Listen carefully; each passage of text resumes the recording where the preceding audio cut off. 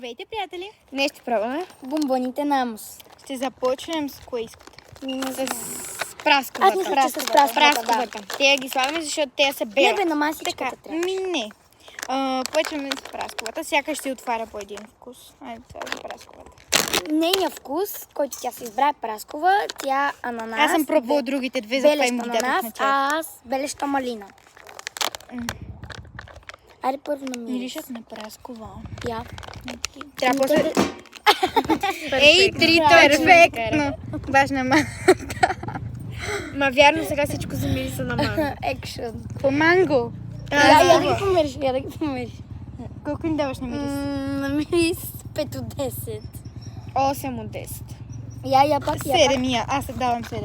Вземете си по едно. Стига, взимай. А на визия. Ето На визия. На визия. На визия давам Визия 10. давам 10 от 10. 10 от 10. Много е яко. Много е сладко. Са... Да, 3. Както Ая, много Цялото са гумени. Много са гумени, а? Наведнъж ли? Мария, своята тъпотия. 3 ведно.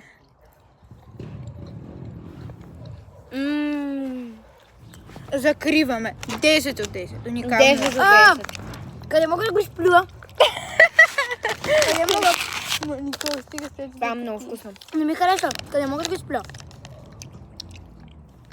Много фалшиво изглежда. 0 от 10. Не там горе На вода може. Не, да, котките ще го изядат. Котки. Добре, Да, бе, ти спираме ми сега. изяй вкуса. Спираме сега. За джипа. Ай, спираме сега. 10 от 10 давам. 10 от 10. Никола не хареса да го изплюя. Има също, ето вижте. Затова отгоре е по-червено. 10 от 10. Само да кажа, че ще направим още 2 видеа за другите 2 вкуса.